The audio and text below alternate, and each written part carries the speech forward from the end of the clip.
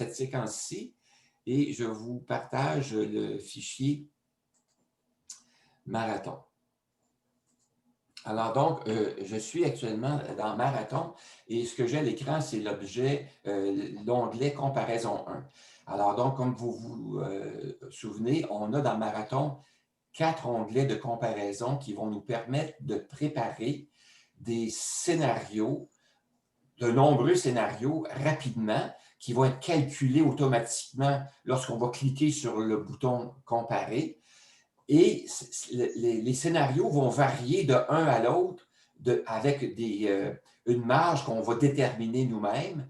Et ça va nous permettre de pouvoir comparer plusieurs scénarios et de voir quel est le scénario le plus avantageux et de construire progressivement une planification qui va être à notre avantage avec tous les paramètres qu'on peut régler dans Marathon. Alors, les 4 onglets de comparaison vont nous permettre de comparer, de faire varier un paramètre à la fois. L'onglet de comparaison 1 va nous permettre de faire varier l'ordre de décaissement de nos placements. L'onglet de comparaison 2 va nous permettre de comparer, de faire varier les taux annuels d'augmentation, soit l'inflation. Et l'onglet de comparaison 3 va nous permettre de faire varier les transferts de fonds d'un compte à l'autre. Et l'onglet de comparaison 4 va nous permettre de comparer, de faire varier les paramètres de gestion des comptes. Alors, le premier onglet de comparaison à utiliser, c'est l'onglet portant sur l'ordre de décaissement. Alors, moi, lorsque j'ai fait des tests avec Marathon, j'ai constaté que selon les montants dont on dispose et la répartition des montants dont on dispose dans les comptes d'épargne, CELI et épargne non enregistrée et REER, et aussi selon le pourcentage de rendement de ces placements-là, j'ai constaté que l'ordre de décaissement a une influence sur la durée du capital. Alors, donc, ce que j'ai prévu dans Marathon, c'est que vous êtes en mesure de choisir l'ordre de décaissement du capital. L'ordre de décaissement du capital, vous le sélectionnez dans l'onglet « Placement ». Vous le sélectionnez, bougez pas, je vais vous montrer ça. Il est ici à la ligne 30. Alors, dans la ligne 30, vous pouvez déterminer l'ordre de décaissement du capital et c'est cet ordre-là que Marathon va utiliser pour décaisser année après année le juste montant de vos épargnes pour en arriver à maintenir votre compte opération à flot. C'est ce que ça fait. Alors, est-ce que c'est mieux de commencer à décaisser le REER, l'épargne ou le CELI? On a le choix. Et dans l'onglet « Comparaison 1 », vous allez pouvoir constater quel est l'ordre de décaissement optimal selon les montants que vous avez inscrits. Alors, ce qu'il faut que vous fassiez pour bien partir vos scénarios de comparaison, les scénarios de comparaison neutres, c'est que vous ayez inscrit à l'intérieur de votre scénario, les scénarios que vous avez faits, tous les éléments d'information qui correspondent au scénario moyen, c'est-à-dire le scénario qui correspond le plus possible à votre réalité. Et cette réalité-là, elle se traduit comment? Elle se traduit par les indicateurs. Les indicateurs qui sont le taux d'inflation pour les revenus, pour les dépenses, le taux d'augmentation de vos rendements pour chacun de vos comptes de placement, votre maison, condo, chalet. Alors, ce qu'il faudrait, c'est que ces deux éléments-là soient égaux, de façon à ce que vous ayez un indice de robustesse à 100% et ici, tous des indicateurs jaunes. Alors, si vous faites ça, vous allez pouvoir déclarer ou utiliser ce que j'appelle un scénario neutre, un scénario qui correspond à votre réalité telle qu'elle est, la plus précise possible de ce qu'elle est, la plus proche possible de votre réalité actuelle et passée. Alors, comment je ferais ça, moi? Alors, j'irais pour déclarer un scénario neutre, pour préparer un scénario neutre, j'irais dans l'onglet « Scénario » et je dirais, bien là, effectivement, dans le passé, le taux d'augmentation de l'inflation dans le passé réel au cours des 25 dernières années était de 1,8 %. Alors, je vais mettre 1,8 %. Je vais exactement la même chose.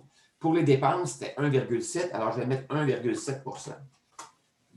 Ça correspond au taux d'inflation moyen dans le passé.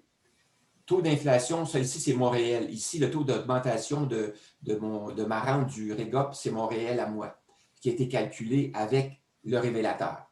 Ça, c'est mon taux réel. Alors donc, je peux aller vous constater l'effet. Dans l'onglet synthèse, vous voyez que le taux d'inflation, la robustesse est à 100 % et l'indicateur de fiabilité est en jaune. Alors, ça veut dire, ça va me permettre de dire, bien, pour ce qui est de l'inflation, ça va être au neutre. Les scénarios que je vais préparer vont être au neutre.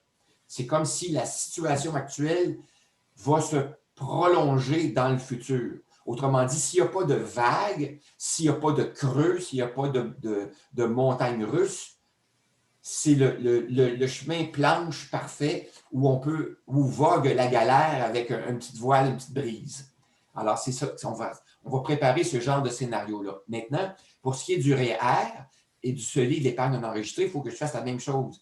Il faut que j'aille dans mon onglet placement et que j'inscrive dans mon onglet placement les vrais montants au 31 décembre de l'année du début de ma planification. Le début de ma planification, c'était 2013. Donc, il faut que j'inscrive les montants que j'avais au 31 décembre de l'année 2012 ou au 1er janvier de l'année 2013. Il faut que j'inscrive les vrais montants que j'avais au début de cette année-là. Si j'ai les vrais montants, je vais donc avoir la vraie situation et je vais indiquer aussi les taux de rendement annuels moyens dans le passé pour chacun des 3 types de comptes, si je les ai.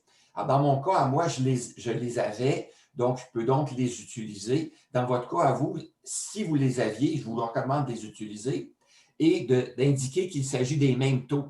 Donc, dans mon cas ici, dans l'exemple qui est là, je marquerai 6,9, 5 et 6,5. Donc, j'indiquerai exactement les mêmes taux. Dans votre cas, à vous, si vous n'avez pas fait ces calculs-là, vous avez les calculs juste pour les 3 dernières années, bien, utilisez ce montant-là avec les 3 dernières années.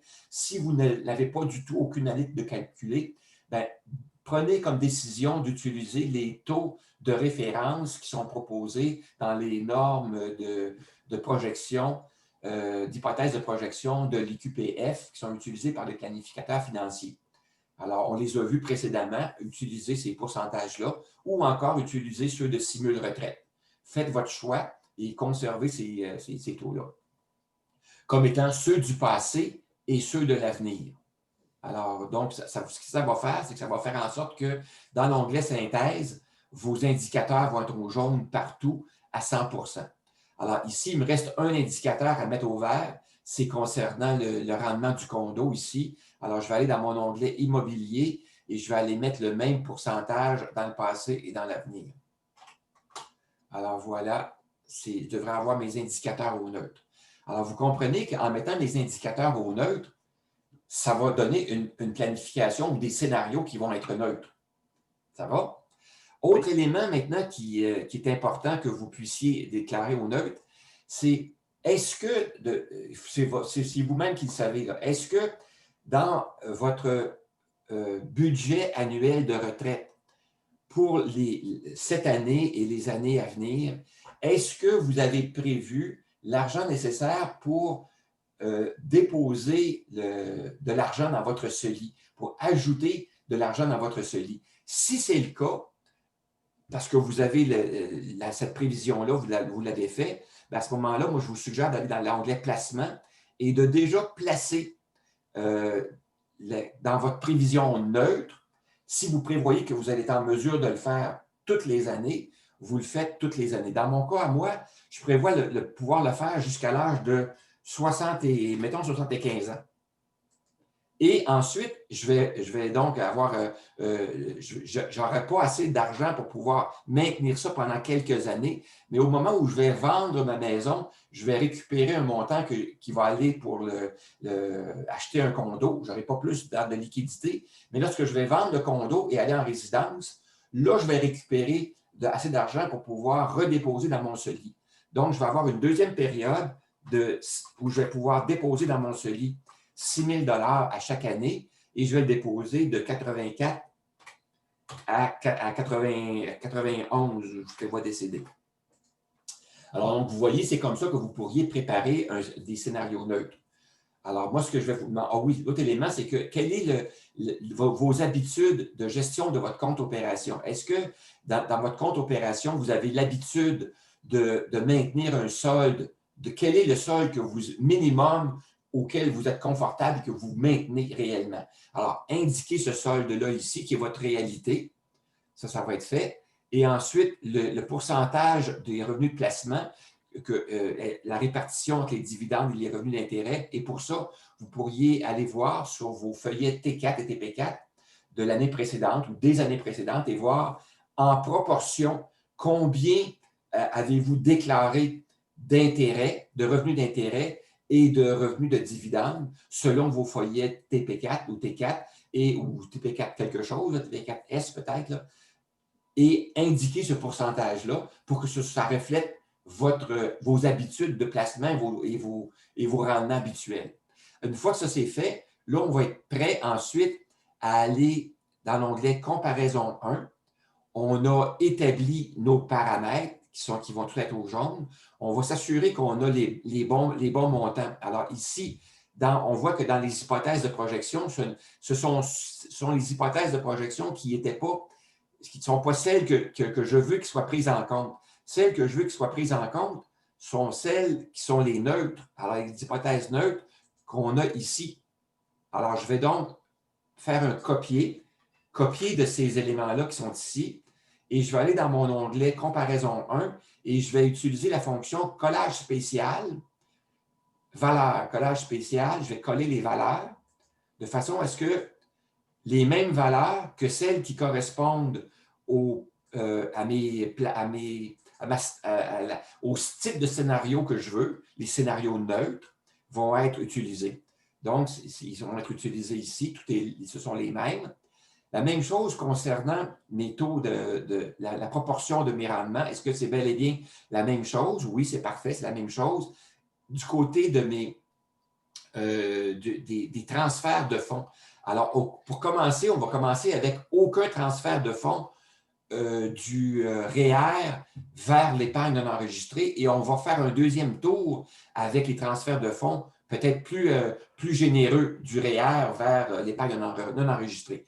Mais dans un premier temps, ce que je veux, c'est indiquer que je vais planifier, et ça, j'ai prévu l'argent et je sais que je vais être capable de le faire, de transférer de l'argent vers mon CELI à chaque année entre 60 ans et 75 ans.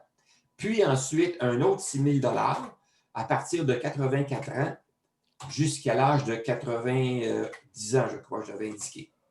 Alors, donc, je vais m'assurer que j'ai la même chose. Et à 6 000 au lieu de 600, Bernard. Oui, OK, parfait, merci. De 84 à 91, je vais aller dans mon onglet « Comparaison », 84 à 91, et je vais décaisser, je vais transférer 6 000 $. Donc, là, mes scénarios sont prêts à être, ils sont tout ce qui est là va être mais ça correspond, tous les paramètres sont réglés pour calculer les scénarios neutres.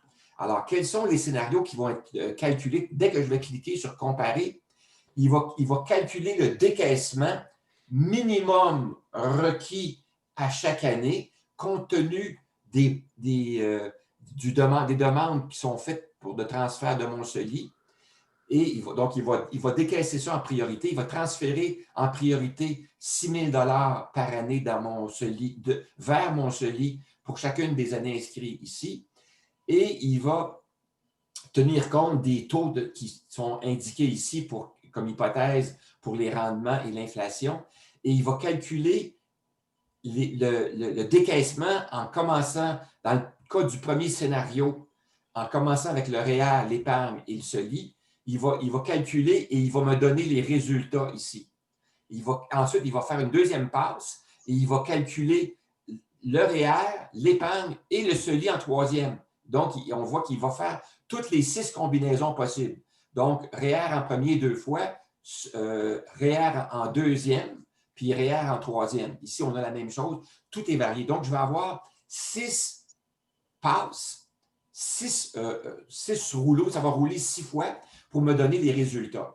Alors, vous voyez que dans l'onglet comparaison, normalement, je ne sais pas si j'ai préparé ça, non, je n'ai pas de bouton d'effacer.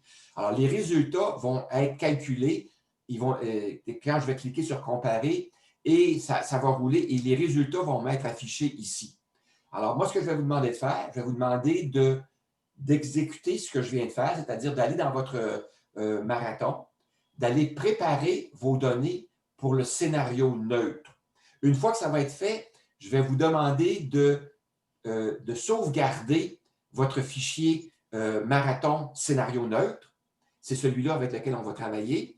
Et après ça, une fois que ça va être fait, on va cliquer sur le bouton comparer et on sauvegardera ensuite par après pour avoir les vraies données. On va pouvoir voir l'âge qui va varier, l'âge où le capital sera épuisé, qui sera l'âge réel selon les scénarios neutres avec les paramètres que vous aurez définis. Est-ce que ça vous va? Oui. Alors, donc, je mets fin au partage. Je mets fin à l'enregistrement.